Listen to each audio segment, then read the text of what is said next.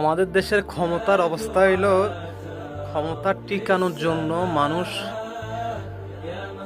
57 জন সেনাবাহিনীর শীর্ষস্থানীয় অফিসার যেরকম খুন করতে পারেন, শাপলা চত্বরের মতো ঘটনা যখন ঘটাতে পারেন, 24-এর 15 থেকে 2000 মানুষ যখন হত্যা করতে পারেন, মানে এরকম অনেক উদাহরণও দেওয়া যায় যখন মানুষ নিজের মাত্র ক্ষমতার জন্য মানুষ মানে ফুসুর মতো ব্যবহার করে, মানুষ হত্যা করে। আর ওইসব রাজনীতিবিদের সেলা সামসারা যখন এই অনুশোচনা বোধ মানে ওইসব মানুষের মধ্যে না থাকে, বিবেক বুদ্ধি যদি না থাকে যে একটা মানুষ, আমার কথা হলো ভাই, ভালো যেটা ভালো, যেটা কালো কালো, যেটা সাদা যেটা সাদা, আপনি যদি ওই জিনিসটা যদি আলাদা করতে না পারেন ভাই, আপনি মানুষ কেন বলেন?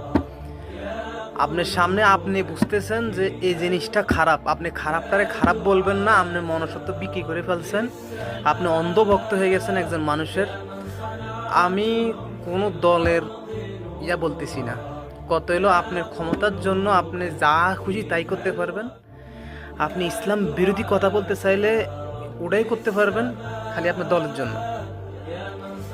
এই হলো সমস্যা ম্যাক্সিমাম। এখন তো এই রাজনীতির যে এক পরিস্থিতি হয়েছে, বা যারা এই যে ওই সেকুলারিজম যারা চর্চা করেন, বা এই যে ওই কুফুরি মতবাদ, গণতন্ত্র যারা অনুসারী, যারা আর কি, এখন আপনি তাদের হলো এক চোখে দেখে আর কি মানুষ। আপনি তাদের সামনে যদি ওই সঠিক যেটা ওটা যদি তুলে ধরেন, তারা এটা দেখবে না। কারণ তাদের ওই সংগঠন যেটা বইলা দিচ্ছে, তাদের বড় ভাই যেটা বইলা দিচ্ছে, ওটার মধ্যেই তারা থাকতে চাইবে। মানে তারা মেন কথা, তাদের মনুষ্যত্ব তাদের বিক্রি করে ফেলছেন, তাদের বিবেক বুদ্ধি তাদের বিক্রি করে ফেলছেন। তারা এখন এদিকেও তাকায় না, এদিকেও তাকায় না। এই হলো সমস্যা। আমার দেশের স্বাধীনতা বোধ, আমরা আমরা আমরা স্বাধীনতা বোধ নাই আমাদের দেশে। বর্ডারে ডেলি ডেলি মানুষ মরে, ওটার কষ্ট নাই আপনার। আপনার দেশের টাকা বিদেশে চলে যাইতেছে, লুটপাট হইতেছে, এই অনুশোচনা বোধ আপনার নাই, আপনার থাকবে না। কারণ হলো আমরা জানি, কারণ আপনার কর্মসংস্থান, আপনার নিজের কর্মসংস্থান আপনি ওই যে আপনি তেলবাজির উপরে করে নিছেন। আপনার ওই তেলবাজির উপরে যে টাকাটা আসে, আপনার ওটাই আপনার। এই জন্যই আপনার মুখ দিয়ে কথা বাইর হইবে না সঠিক কথা।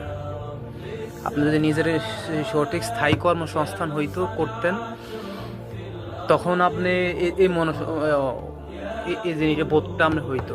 কারণ আপনার তো এখন আপনার এখানে মানে আপনার টাকা তো